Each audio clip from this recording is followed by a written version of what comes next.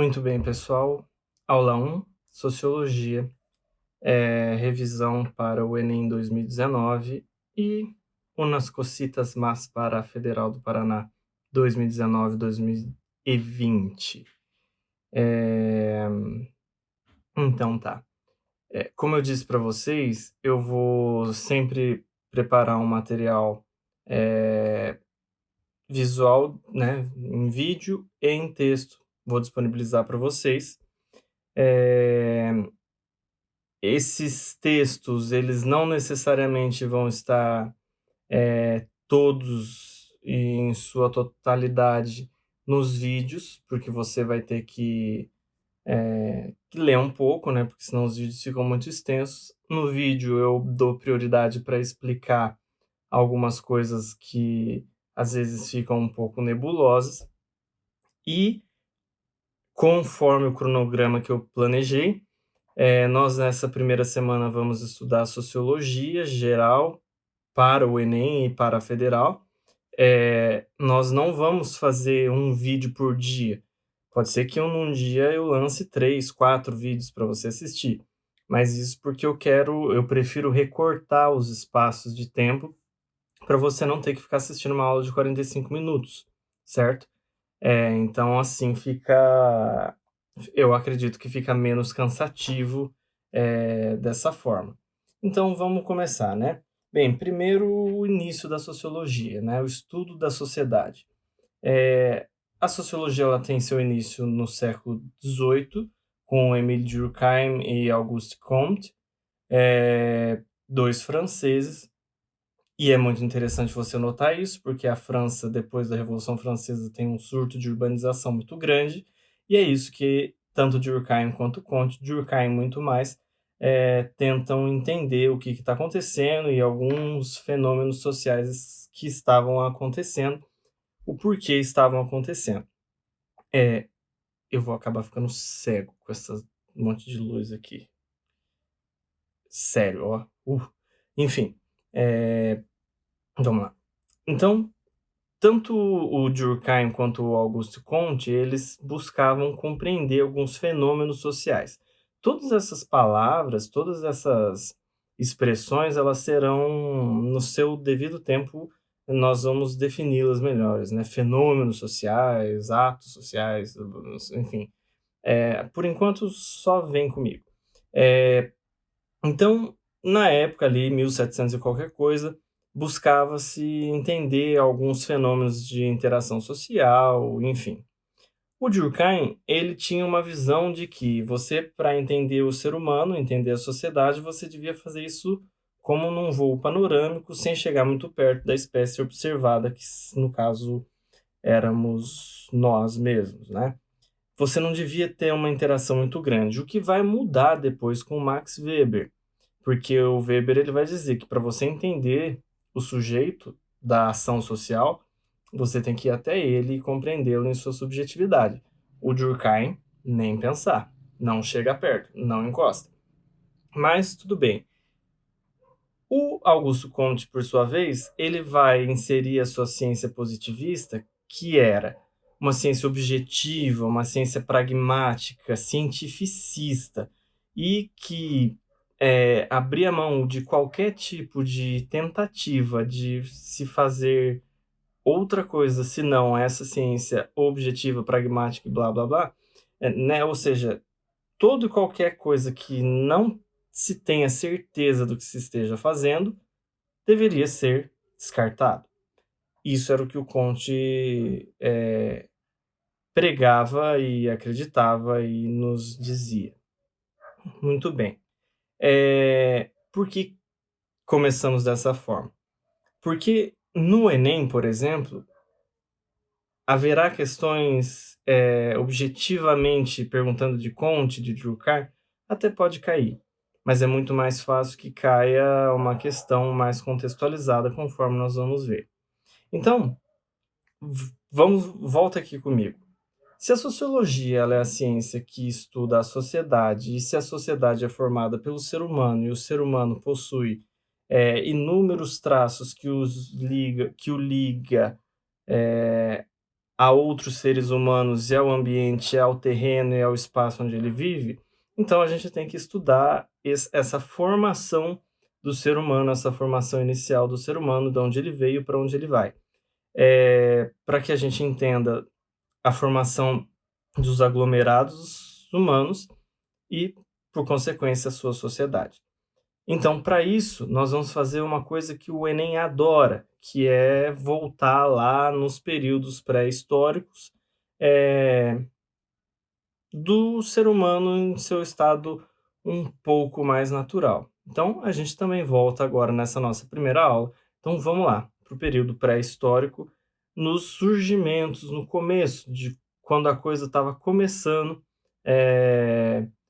a se formar, nós estávamos, ainda não tínhamos ainda essas configurações que nós temos hoje de cidades, vilarejos, etc., por razões que são importantes nós lembrarmos aqui, que é esse tipo de coisa que o Enem adora cobrar dos alunos.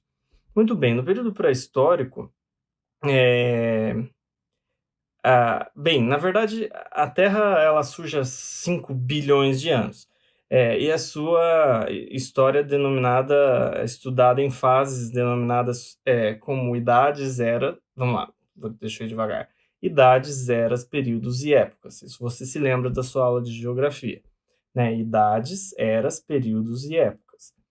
O período, né, denominado pré-histórico, compreende os primeiros passos da evolução do homem, que corresponde ao tempo que antecede a Idade Antiga, né? Cerca de 500 mil anos até aproximadamente 5, 6 mil anos atrás. Então, de 500 mil a 5 mil anos atrás, nós temos ali o período pré-histórico que antecede a Idade Antiga, de 500 a 5 mil anos atrás, mais ou menos. De 500 a 10 mil anos atrás, nós vamos chamar de período paleolítico, certo? Você se lembra, eu tenho certeza disso, da sua aula de geografia, né?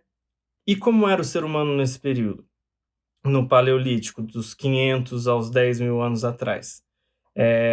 Dos 500 a 10 mil anos antes de Cristo, né? Então, de 500 a 12 mil anos atrás. Bem, eram grupos coletores de nomadismo interminável, né? Então, eh, o nomadismo interminável, as pessoas às vezes falam, elas só aceitam, né? Tipo, você fala, o ser humano era nômade e a pessoa fala, legal, que bom. Mas a pessoa não se pergunta por que que ele era nômade. Ele era nômade porque ele não tinha tecnologia suficiente para se estabelecer num lugar e plantar. Então, o nomadismo interminável desse período paleolítico, ele ele só acaba a partir do momento que o ser humano tem tecnologia suficiente para plantar e obter o alimento da terra naquele lugar onde ele se estabeleceu. Caso contrário, ele tinha que sair andando e catando comida por onde ele conseguia. E por isso, as relações sociais elas eram muito frágeis, né? Não existia aquele vínculo familiar extremamente forte. Não, era uma questão de sobrevivência. Então, esse nomadismo, portanto, ele configurava no ser humano uma espécie de demanda de sobrevivência. Andava-se para buscar alimentos. A partir do momento que ele obtém tecnologia, ele começa a desenvolver materiais, ferramentas que permitam que ele plante em um espaço apenas e ele domine aquele espaço de aonde ele se insere, ali ele fica e aí a coisa se desenvolve. Bem, no final da última glaciação, né, que provocou diversas mudanças no clima, na geografia, enfim, em tudo, provocou também a mudança no comportamento dos seres humanos, iniciando-se o processo de sedentarismo. Né? Por quê? Porque aí o ser humano começa a aprender a plantar no mesmo lugar. A partir do momento em que ele aprende a plantar em um lugar apenas, surgem as primeiras famílias, os clãs, as vilas, E aí você começa a ter, de fato, os aglomerados sociais. Por quê? Porque aí você começa a ter as instituições sociais, a família, a religião, você tem os processos de você começa a ter os processos de socialização, que é a socialização primária, onde a criancinha começa a aprender os elementos daquela cultura e aí começa a reproduzir aquilo. A religião começa a impor a sua coerção, a sua espiritualidade, a sua ou seja, o trabalho, tudo, tudo, tudo começa a se desenvolver, a tradição oral começa a se desenvolver, tudo isso a partir do sedentarismo, isso já no finalzinho do período paleolítico, ali por volta de 5.000 anos antes de Cristo, tá certo? Bem, continuando, neolítico, período neolítico, ele vai de cerca de 10.000 a 4.000 anos antes de Cristo. Esse período neolítico, ele é marcado por uma intervenção mais acentuada do homem sobre o meio ambiente, e por importantes transformações no ambiente. Por quê?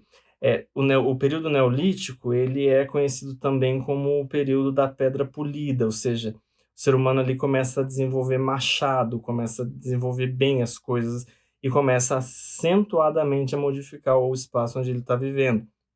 E aí as famílias, os clãs, as vilas e as instituições sociais que começam a surgir naquele momento, né, de instituições no sentido de socialização humana, elas começam a se enrijecer ainda mais a partir do período neolítico, que corresponde de 10.000 a 4.000 anos antes de Cristo, certo? Muito bem. E a partir do ano 4.000 antes de Cristo, nós vamos ter a idade dos metais, entendeu? Idade dos metais. Preciso explicar mais alguma coisa? Porque o ser humano aprende a mexer com minério de ferro. E aí que o bicho pega fogo, né? Porque aí fica mais fácil meter uma lança na testa da sua sogra e do amiguinho que vem tentar roubar a sua comida, né? Então, o período da Idade dos Metais, que é a partir do ano 4.000 a.C., ele é um período que viu crescer a atividade comercial, para começar, né? E a força de trabalho, e aí é que aqui preste atenção. E a força de trabalho passa a ser vista como elemento determinante, tá? Do aumento da produção. Como assim? Força de trabalho. Nós vamos ter que falar sobre Marx em algum momento. Em algum momento eu vou ter que falar de Marx. Não sei se vai cair no Enem, mas vou ter que falar. A força do trabalho, as pessoas começam a perceber, trabalho, dá para tirar coisa daí. Por quê? O cara que mexia com metal, ele não podia plantar. Se ele não plantava, ele não tinha comida. Então alguém tinha que plantar por ele.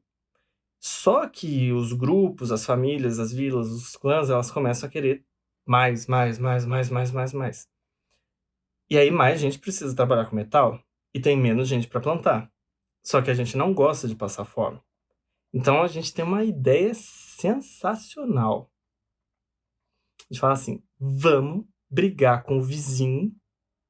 E a gente estabelece assim: se a gente ganhar a briga, a gente fica tipo com eles de prêmio para eles plantar pra gente. E a gente ainda bate neles. Surgimento da escravidão. É assim, sensacional, né? Eu sou apaixonado pelas ciências humanas. Não que eu não sou a favor da escravidão. É, mas veja, e funcionou, entendeu? Funcionou perfeitamente, perfeitamente. Por quê? Porque aí eu aumento meu número de trabalhadores, né? Recorro à guerra e ao resgate para isso, e é uma solução muito fácil, né? Muito tranquila, para que eu consiga. Só que é claro que quando a gente vai ver os sistemas de produção. E aí, então vamos lá. Então passamos agora pelas épocas antes da Idade Antiga. Antes de encerrarmos o vídeo, vamos só passar pelos sistemas de produção. Você tem primeiro sistemas de produção enquanto produção de força de trabalho e de sustento, né? O trabalho sempre em vistas de sustento, certo? Ainda não como forma de enriquecimento do capital. Isso vai vir bem depois, bem depois. Então você tem o sistema de produção primitivo, que era tudo aquilo disponibilizado pelo meio ambiente, pertence a todos os membros da sociedade primitiva, e o trabalho era dividido por sexo e por idade. Não existia estratificação social, e nem noção de propriedade privada. Sistema de produção primitivo. Aí depois você tem o sistema de produção asiático, né, que desde que se pague ao Estado um imposto, né, cobrado sob forma de produtos, o homem pode usufruir da terra e de seus benefícios e dela tirar o sustento para sua família. Todas as terras são do Estado, né, o qual também obriga o camponês a trabalhar em obras para o Estado, na construção de obras estatais, pontes. Eu não sei o que na Idade Antiga as pessoas construíam, né? Tipo, além de ponte, de aqueduto, sei lá. Deixa eu ver o que eu escrevi aqui. Palácios, pontes e templos. Enfim, sistema de produção asiático. É, embora ele tenha sido um, um meio de produção que foi utilizado na Ásia, ali na região mesopotâmica, ele era muito comum também na China, Índia, América entre os astecas e na América entre os astecas e os incas. E aí nós temos o sistema de produção escravista. Atenção. O sistema de produção escravista ele é caracterizado pelo uso de escravos, é óbvio, em condições subhumanas e sem a menor esperança de reconhecimento. Né? Você não acha que o escravo vai ganhar uma estrelinha porque ele fez o trabalho dele. Porém, na Grécia e na Roma Antiga, onde era muito utilizado esse tipo de sistema de produção, o sistema ele respeitava a vida. Agora, principalmente, não apenas, mas principalmente, na colonização da América espanhola, principalmente, a partir do século XVI, o sistema ficou barra pesada, entendeu? Se tornou sanguinário, assassino, certo? Depois você tem o sistema de produção feudal, né, utilizado durante grande parte da Idade Média, né? Você tinha o senhor que usa as terras e o trabalho dos servos, que apesar de não poderem deixar propriedade do amo assim tão facilmente, não são considerados escravos ou propriedade deles. A produção básica é de subsistência e há uma estrutura social bastante hierarquizada, e onde a presença da religião faz uma diferença muito grande e possui um poder coercitivo muito, muito, muito grande, certo? Esse é o sistema de produção feudal. Eu não vou falar do sistema de produção capitalista nem de socialista, porque quando for falar de Marx e não de Max Weber, quando eu for falar de Marx, a gente faz a devida definição, tá certo? Bem, no texto que eu deixei para vocês, eu coloquei bem certinho ali algumas teorias do Marx, do Durkheim, e simplesmente para a gente encerrar agora, 20 minutos de vídeo grande, mais ou menos assim mesmo, o Estado, né, o Estado, enquanto organização social, ele possui características bem definidas que você precisa ter bem claro na sua cabeça. A partir do momento em que o sedentarismo do ser humano se estabeleceu, nós começamos a desenvolver formas de organização social com características específicas e que deram ao surgimento do Estado, levaram ao surgimento do Estado. Como assim? Para que seja Estado, né, um Estado democrático de direito, por exemplo, isso já é extremamente moderno e complexo, mas os estados antigos, né, da Idade Antiga, por exemplo, eles já cumpriam o pré-requisito básico de elementos que são necessários para a formação do Estado, que é o governo que administra e controla que administra a sociedade e controla a força militar, a população, que é dividida em ordem e classes, umas mais privilegiadas que as outras, e território. A noção de território é muito importante. Território, que é a área geográfica habitada pela população e na qual o governo exerce o seu poder político. Tá certo? Bem, é isso.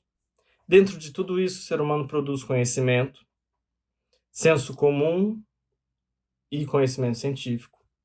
Ele vai produzir a escrita para melhor administração dos seus bens e finanças e produção, né, da produção do fruto do seu trabalho, fruto da guerra, fruto da captação e coleta de outros espaços. Então, o conhecimento vai começar a se expandir. A escrita faz com que esse conhecimento se expanda mais e mais. E, por fim, nós temos